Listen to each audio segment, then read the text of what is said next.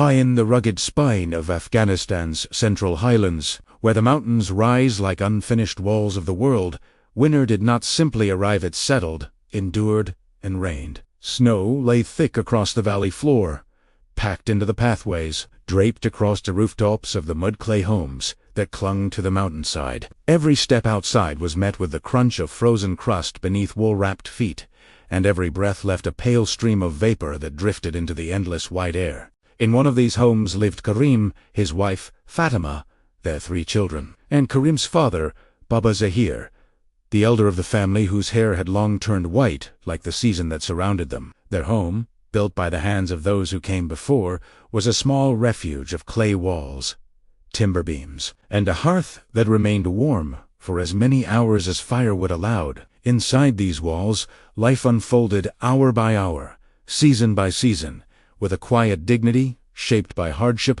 patience, and faith. Winter had already held the valley for months, and though the early snows had been manageable, this winter was proving longer than others. The last of the wheat stored in the clay jars at the back of the room was thinning noticeably. Each scoop carried more caution than the one before. The goats in the small pen above the house had begun to grow thinner as well, their ribs showing under their thick winter coats. Milk was becoming rare, almost ceremonial. In the root cellar beneath the floor, the baskets that once held potatoes and carrots were nearly empty. Only a few softening roots and shriveled onions remained beside a small bowl of dried apricot stones that no one ate, but no one threw away either.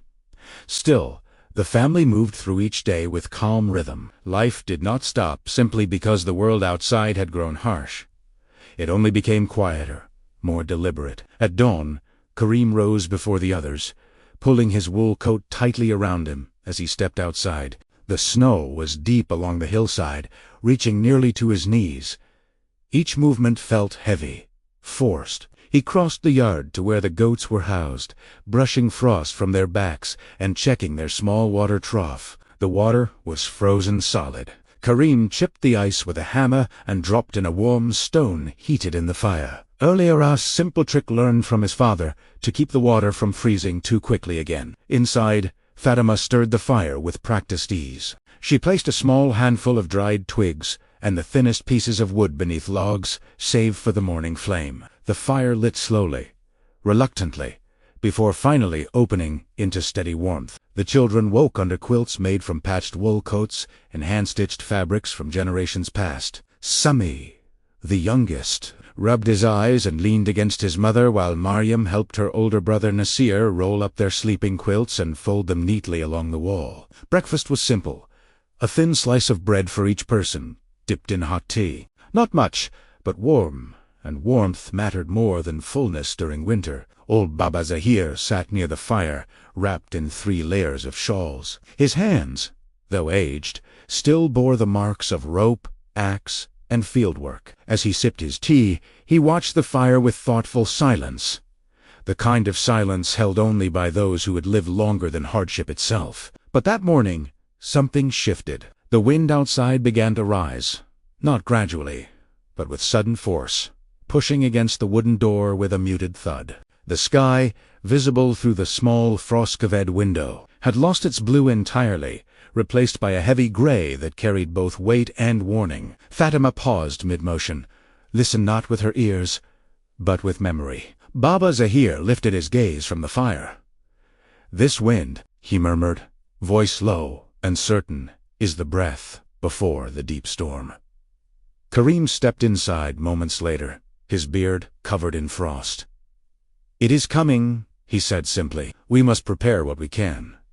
Preparation in winter did not mean escape or avoidance. It meant endurance. It meant rationing food with greater precision. It meant ensuring the goats were secured and insulated. It meant strengthening the firewood pile. But the firewood pile was already low, lower than comfort allowed. So, before the storm worsened, Karim and his oldest son, Nasir, set out to collect more. The two moved quickly through the valley, searching for fallen branches, dry bark, anything that could burn. The cold had hardened even the smallest tasks, turning every movement into resistance. Yet they worked steadily, gathering what they could, By the time they returned, the wind had grown stronger. Snow began falling not in gentle flakes, but in dense sheets that blurred the world into shifting whiteness. The mountains vanished from sight, swallowed by a sky that seemed to fall to earth. The family stayed inside as the storm descended with full force, pressing against the village as if attempting to erase it from existence. Snow piled rapidly along the walls, reaching the windows, sealing the doors. The wind roared through the valley like a living creature, howling against stone, timber, and skin. The storm did not stop overnight, nor did it stop the next day, nor the one after. 3 days passed. Inside the home, the fire burned, but the wood dwindled. The bread slices became smaller. The tea became weaker.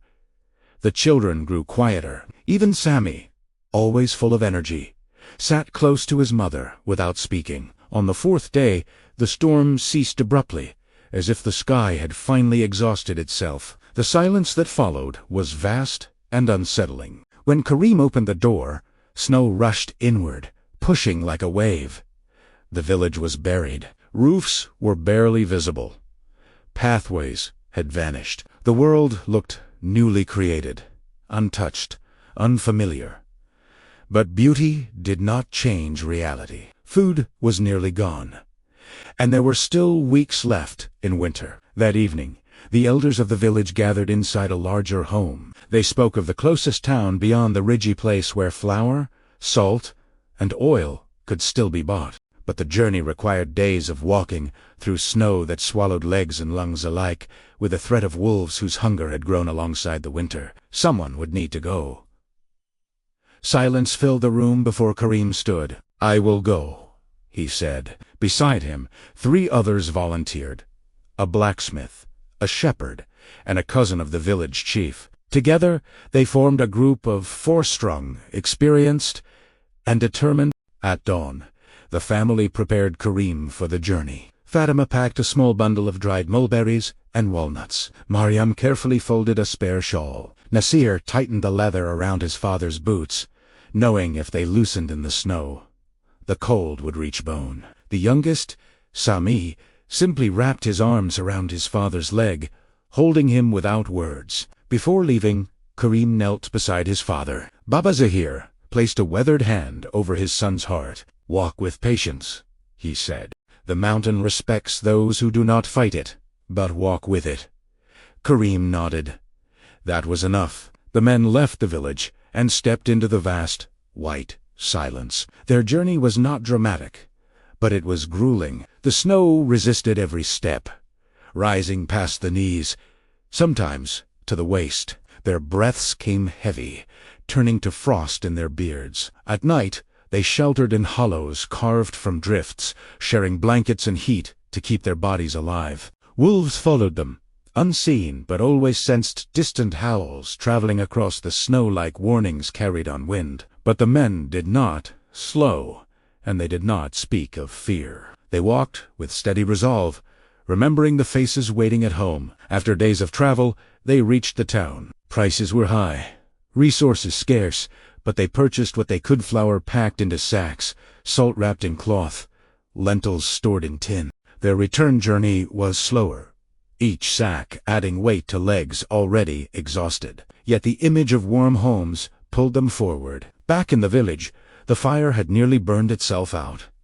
The children slept, wrapped together near the embers. Fatima kept watch at the window, though there was nothing to see but white. When the men finally appeared over the ridge, their figures emerged slowly, like memories returning to life.